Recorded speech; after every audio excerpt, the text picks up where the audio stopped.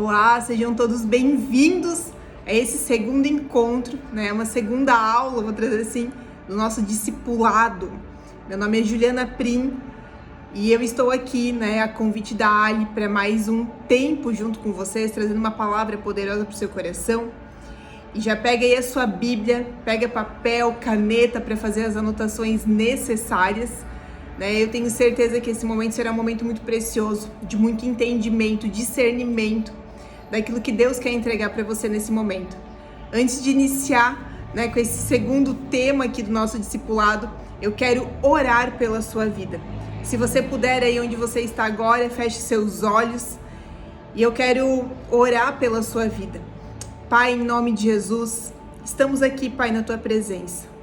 Eu te peço, Senhor, que essa palavra, Pai, entre no coração, Pai, das pessoas que estão ouvindo nesse momento. Eu te peço, Senhor, que tudo aquilo que possa atrapalhar, distrair, Pai, o entendimento dessa palavra, Pai, caia por terra em nome de Jesus.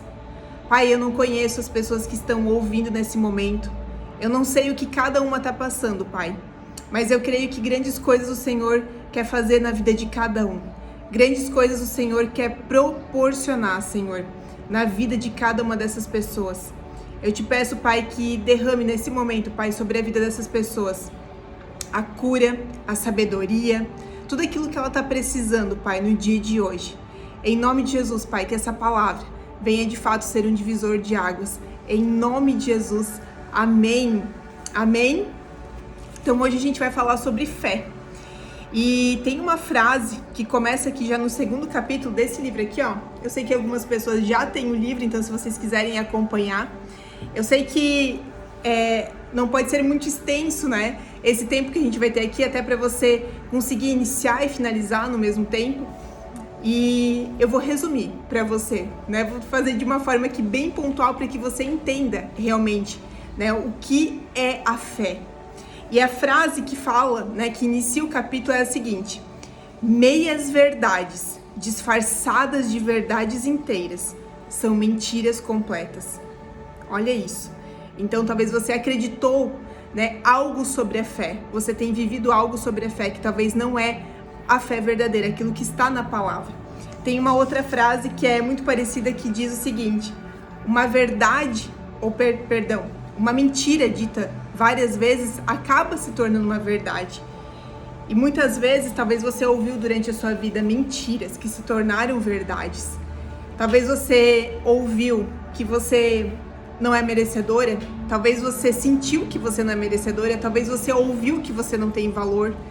E uma coisa eu sempre digo: tudo que é negativo, tudo que faz você paralisar, tudo que gera medo, tudo que gera dúvida, não vem de Deus.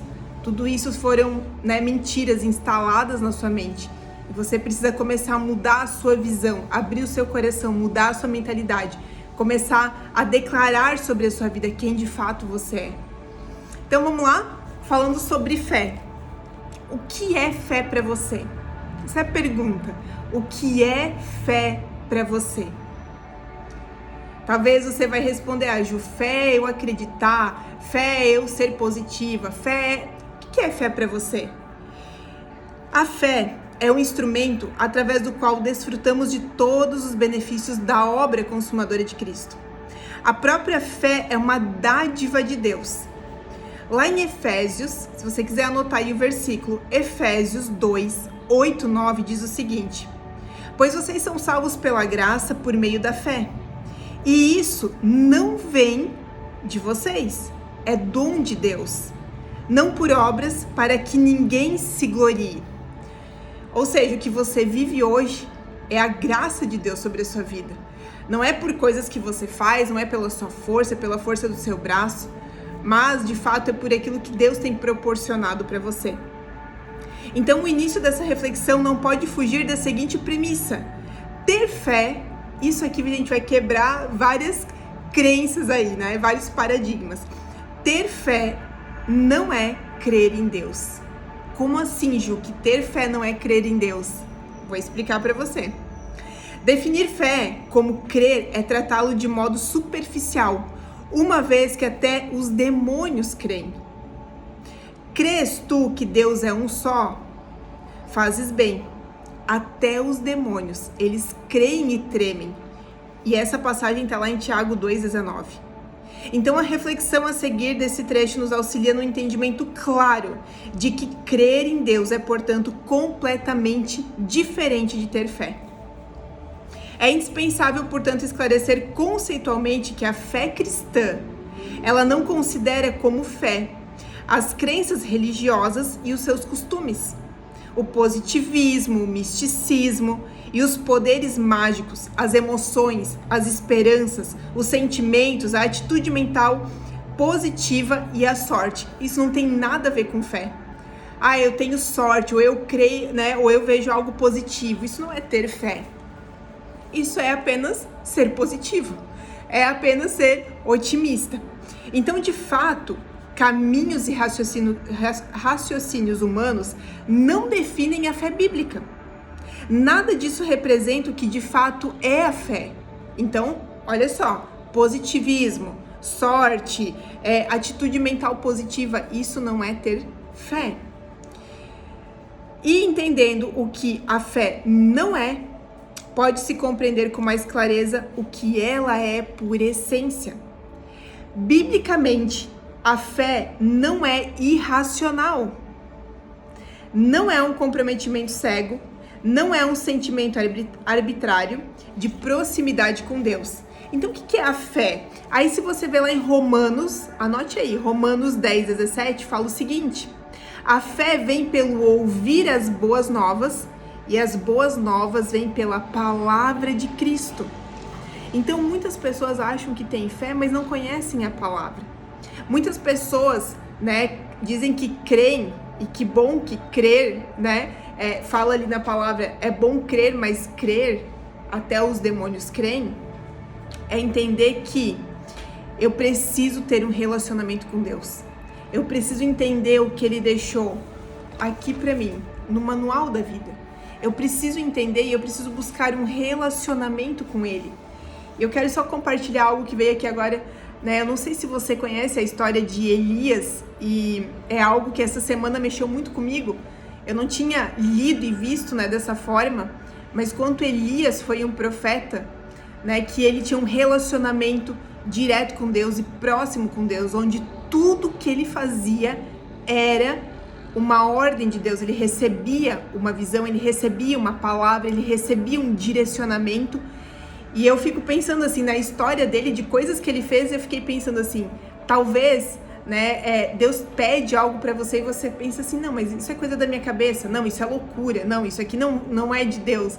E se for ver Elias, né, quando ele ressuscitou um menino, que ele deitou 3 vezes em cima do menino, eu fiquei imaginando essa cena. Pensa, Deus falando pra você assim, ó, deita 3 vezes em cima do menino, né, e declara determinadas palavras, e então ele sim vai ressuscitar, né, ele vai voltar à vida. Aí eu fiquei imaginando essa cena, né, que coisa louca, por que eu preciso deitar 3 vezes em cima desse rapaz, né, desse menino, para que ele venha, né, voltar à vida? E muitas vezes, talvez Deus tenha pedido algo para você e você não tenha entendido, ou você acha assim, não, isso é coisa da minha cabeça, não, isso é uma loucura. Só que eu percebi que Elias, ele era obediente àquilo que Deus pedia para ele. Eu fico imaginando, né, essa proximidade que ele tinha com Deus, de ouvir, de fazer tudo que Deus mandava, de ser obediente. Quanta fé que ele tinha, porque ele tinha um relacionamento. Ele não apenas cria por ouvir falar, mas ele tinha o quê? Um relacionamento com Deus. Se você quer ler mais sobre essa, né, a história de Elias, tá lá em 1 Reis, a partir do capítulo 18. 18 a 17, gente. Pera aí, deixa eu já falar aqui pra vocês, só pra não errar, né? 1 Reis, deixa eu ver se é o 18, 17.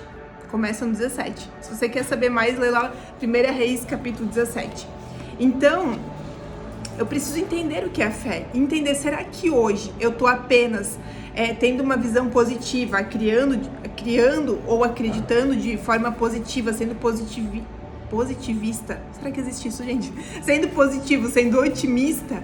Ou eu estou crendo porque eu entendo a palavra, eu conheço a palavra e eu sei o que está escrito nela? Até porque, quando você começa a ler, a entender, né? Isso aqui vai te enchendo de esperança, esperança de dias melhores, esperança daquilo que está por vir, esperança de que de fato a gente está aqui, mas a gente não é daqui. E a gente entende então que existe uma vida eterna e as minhas ações, elas precisam também estar voltadas para isso. Então, certeza, olha só, Hebreus 11:1 diz o seguinte: ora, a fé é a certeza de coisas que se esperam, a convicção de fatos que não se veem. Então, certeza e convicção são palavras que exprimem grandes características da fé. A fé verdadeira é totalmente fundamentada na confiança em Deus e em sua palavra, não em circunstâncias. A fé só faz sentido quando aponta para Deus.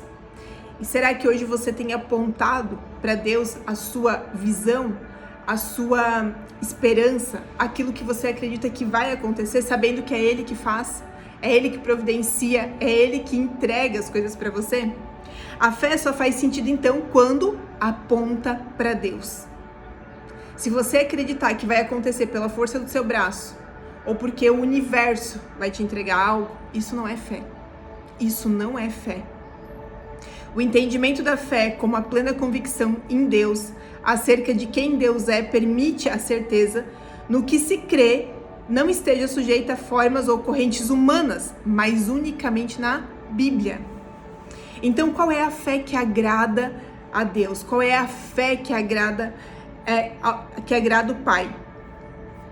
Então, como é a fé verdadeira? Aquela que realmente agrada o Pai. De que é formada uma fé genuína? E aí lá em Hebreus 11:6 fala o seguinte: ora, sem fé é impossível agradar a Deus. Porque é necessário que aquele que se aproxima de Deus creia que Ele existe e que é galardoador dos que o buscam. Então há um consenso entre muitos estudiosos, as pessoas que estudam a Bíblia, existe um consenso que existem três elementos básicos da fé genuína. O primeiro é o conhecimento. Então olha só, a fé genuína tem três elementos básicos. O primeiro é conhecimento. O que é o conhecimento? A fé referida biblicamente se refere não a uma crença cega ou a uma submissão passiva a igrejas ou grupos religiosos. Até porque na religião muitos dizem ter fé em Deus e em Cristo, mas nada sabem a respeito de quem Ele é. Ok, eu tenho fé, mas eu não sei quem Ele é. Eu não tenho esse relacionamento com Ele. Então eu tenho fé no quê? Provavelmente fé de que o universo vai me entregar algo. Muitos se filiam a uma igreja meramente pelas boas sensações causadas, pelas mensagens pregadas. Diferentemente, devemos saber em quem temos crido. Só podemos crer no que conhecemos. Então, o primeiro é conhecimento. Eu preciso conhecer, eu preciso ter um relacionamento com Deus. Eu preciso buscar em oração, eu preciso buscar na palavra, eu preciso entender quem Ele é. E eu creio que se você pedir por experiências, viver algo com Ele, você se permitir viver isso, você vai ver e sentir muitas coisas. Depois vem a aceitação. Conhecer o Evangelho não deve ser suficiente. Devemos crer em sua verdade e santidade. Por vezes, vemos pessoas com conhecimento intelectual das doutrinas da Bíblia, mas que ao abordá-los falam como se fossem ideias abstratas ou um sistema filosófico qualquer. Portanto, devemos não somente confessar, mas aceitar de todo o coração. Romanos 10:9 fala sobre isso. E o terceiro elemento é o quê? O compromisso. Devemos nos comprometer com Cristo, obedecendo o mandamento do amor, que está lá em João, no capítulo 15, no versículo 10 e também no versículo 14. Sendo discípulos de Jesus, né, tá lá em Mateus 28, 19 e 20, e mantendo o compromisso de permanecermos ligados à videira verdadeira, João 15, 4. Então esses são os três elementos: conhecimento, eu preciso conhecer; a aceitação, eu preciso aceitar, entender e aceitar; e depois eu preciso ter um compromisso com Ele. E eu falo sempre, né, viver isso é uma vida de renúncias. A gente vai precisar renunciar muitas coisas.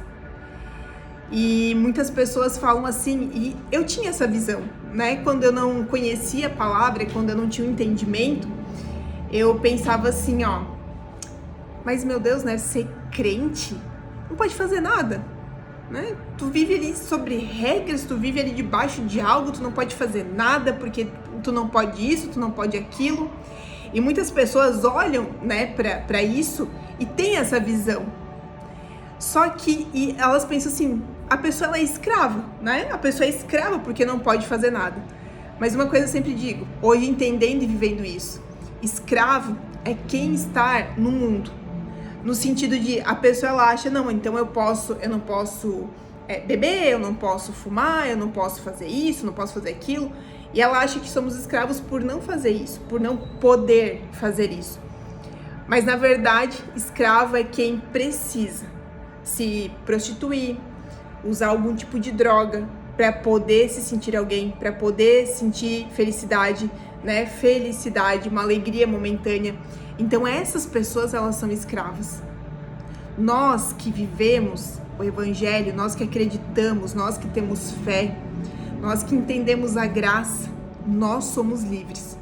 Eu sou livre para entender que eu não preciso me colocar em determinados lugares para me sentir alguém. Eu sou livre para dizer não para determinadas coisas que até parecem boas aos olhos humanos, né, a vontade carnal, e eu falo não para aquilo porque eu sei que eu não preciso daquilo. Somos livres porque a gente consegue de fato entender, né, que existe uma eternidade, que existe um Deus que cuida, que zela por nós e que nós não precisamos de nada disso para ser feliz. Nós não precisamos de nada disso que o mundo impõe como algo bom ou uma verdade para ser feliz. Isso é maravilhoso. Nós somos livres. Nós somos livres. Então, o que é a fé posicionada corretamente? Para quem está seguindo aí no livro, tá lá na página 47, tá? A fé posicionada corretamente. Então, o que você ouve sobre Deus é o que gera fé. E o que você ouve pode significar a diferença entre receber o milagre e continuar padecendo em necessidade. Agora eu lembrei de algo aqui, eu lembro que em 2013, 2014, eu trabalhava numa empresa e tinha uma amiga que a gente sempre, ou a gente almoçava juntos, a gente tomava café e ela sempre falava das coisas que Deus estava fazendo na vida dela e na vida dos seus. Ela me contava milagres, ela me contava experiências de coisas que ela estava vivendo, né, do tempo de oração, das madrugadas que ela acordava para orar, que ela dobrava o joelho. E eu ficava pensando assim, uau, né, que coisa mais maravilhosa isso, viver isso. E ela, por um ano inteiro, ela ficou me contando, me falando das coisas que Deus estava fazendo na vida dela. Até que um dia, no dia 30 de novembro de 2014, então eu aceitei Jesus na minha vida. No dia 30 de novembro de 2014, para vocês verem como marcou essa data. Né, de tanta dor que eu senti emocionalmente, e aí eu falei, eu preciso disso, eu quero viver isso, eu quero viver essas experiências. Só que até de fato eu viver essas experiências se passou mais um ano. E aí no dia 21 de novembro de 2015, então eu decidi me batizar. Então foi um ano, né, onde eu vivia assim, um pouco aqui, um pouco lá, né, buscando, mas não tanto, não vivendo de fato isso. E eu entendo que todos nós temos um tempo, todos nós vivemos um processo. Para algumas pessoas é mais rápido, para algumas pessoas demora um pouco mais. Cada uma vive o seu processo. Respeite o seu processo. Mas, né, se eu puder te aconselhar em algo, quanto antes você mergulhar, quanto antes você buscar, quanto antes você entender, quanto antes você tiver relacionamento com Deus, né, mais rápido, né, ou melhor a sua vida vai ser, com toda certeza, né? Isso não quer dizer que você não vai passar por problemas, mas você entende que você tem um Deus que está ali cuidando de você e que você já é vencedor. Amém? Então, o que você ouve sobre Deus pode aproximar sua relação com Ele ou pode te atrapalhar. Então, o que você ouviu sobre Deus? O que você ouviu sobre paternidade? O que você ouviu sobre Deus Pai? E isso aqui é tão sério, porque eu não sei se você conhece, né, já ouviu falar sobre o Sozo, enfim. Mas até tem um livro que fala, né, tem um livro do Sozo, que ela traz o seguinte, as autoras, né, trazem o seguinte: nós temos uma visão do relacionamento com Deus, com o Espírito Santo e com Jesus, que de forma inconsciente é refletida com aquilo que a gente viveu ou vive em relação, né, no relacionamento com os nossos pais. O relacionamento que eu tive com a minha mãe, principalmente na infância, com meu pai, né, com amigos, irmãos, interfere diretamente no relacionamento com Deus. Então, aquilo que você ouve sobre Deus, se você ouve que Deus pune, né, você não vai querer se aproximar desse Deus. Ou se você teve um pai aqui que te punia, que te cobrava, né, que te oprimia, enfim, você tende a muitas vezes ter mais resistência a se aproximar de Deus. Porque você acredita que ele vai ter o mesmo comportamento, ou você vai ter o mesmo resultado com aquilo que você viveu com seu pai aqui. Mesma coisa o Espírito Santo, né, que representa a maternidade, a mãe representa o Espírito Santo, então às vezes você não consegue ter essa relação com o Espírito Santo, você não consegue ouvir ele, né? Por quê? Porque você teve um relacionamento distorcido com a sua mãe. Talvez a sua mãe era aquela mãe que cobrava, que punia, que colocava de castigo, que batia, então você tem uma dificuldade maior. E amigos, talvez você foi comparado, né, irmãos, e amigos, você foi comparado, você foi deixado de lado, então você tem uma dificuldade maior de ter um relacionamento com Jesus. E tudo isso é curado, é sarado. Quanto mais você mergulha, quanto mais você se aprofunda, né? Ezequiel, ai gente, não vou lembrar agora o capítulo, vou procurar aqui. Mas Ezequiel fala sobre isso.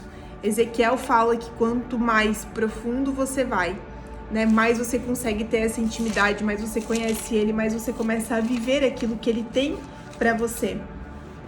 Ó, Ezequiel 47, se você quiser depois ler essa passagem, né, ele fala sobre as águas que saíam do templo e fala sobre você se aprofundar, sobre você mergulhar, sobre você ir mais fundo em Deus. Amém? Então questione-se, no que há poder para te edificar e dar uma herança entre os santos? Sem dúvida, a palavra de Cristo, a palavra de sua graça. Se você quer ter uma fé para vencer, certifique-se de estar ouvindo as coisas certas. E aqui eu poderia falar só rapidamente sobre o teu contágio social. Se aproxime de pessoas que vivem isso aqui. Se aproxime de pessoas que vivem experiências com Deus, que têm um relacionamento com Deus. Se aproxime de pessoas que vão te levar para um outro nível espiritual.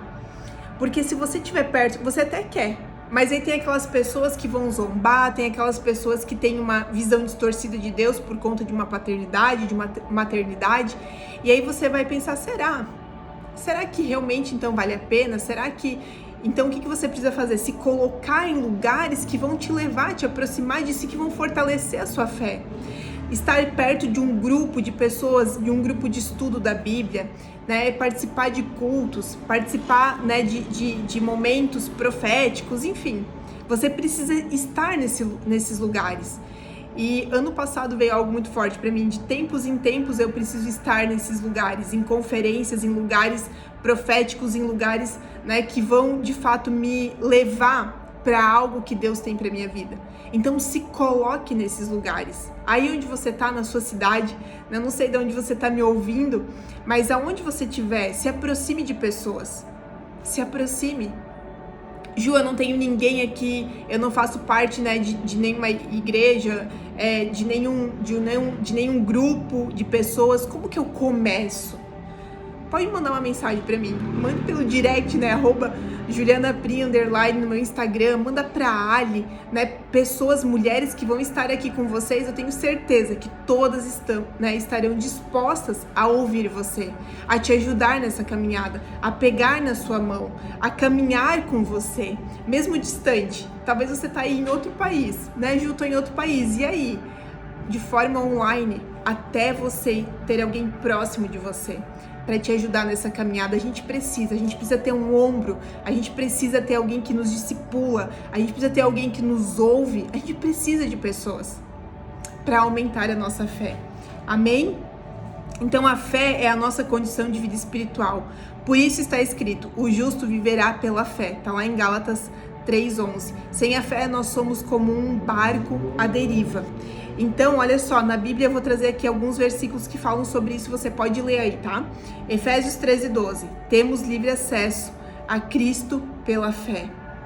Efésios 3,17 fala que Cristo habita em nossos corações mediante a nossa fé. Efésios 6,16 diz: a fé é um escudo para a proteção da alma. E Hebreus 6,12, 11 e 33 fala: você alcança as promessas de Deus por meio da fé. Então esses são versículos para você exercitar, para você entender ainda mais sobre fé. Então você precisa entender o que? Da palavra. Você precisa buscar na palavra. Você precisa não apenas ter uma visão positiva. Ah, eu sou positiva, eu sei que vai dar certo. Mas você precisa conhecer aquele que faz grandes coisas sobre a tua vida. E ele tem te guardado até aqui. Ele tem cuidado de você até aqui. Talvez você não tenha percebido. Talvez você não tenha se atentado a isso. Mas ele já te livrou de muitas coisas. De muitas coisas. Então eu quero orar por você nesse momento, pra gente finalizar, né, esse segundo capítulo que é sobre a fé, e espero verdadeiramente que você possa mergulhar nele, buscar mais nele. Amém? Então eu vou fazer a oração que tá aqui na página 51, se você tá com o livro do discipulado aí, você pode acompanhar. Se você não está, feche os seus olhos, eu vou orar pela sua vida. Amém? Ó Pai, obrigado pelo presente imensurável da tua graça. Essa graça é tudo o que eu preciso. E tudo que o Senhor quer de mim é o reconhecimento disso. Sei que nunca serei bom o bastante para merecer o teu presente. Perdoa-me os pensamentos tolos que reduzem o seu sacrifício. Oh, Jesus. Eu declaro que sou a justiça de Deus através de Cristo Jesus. Mais uma vez, obrigada por ser tão maravilhoso. Obrigada por tão maravilhosa graça. Em nome de Jesus. Amém. Espero que essa palavra entre no seu coração. Conte comigo. Conte com a Ali. Conte com todas as mulheres que estarão aqui no discipulado. Estamos juntos, né, nessa jornada. E sabemos que com Ele somos mais do que vencedores.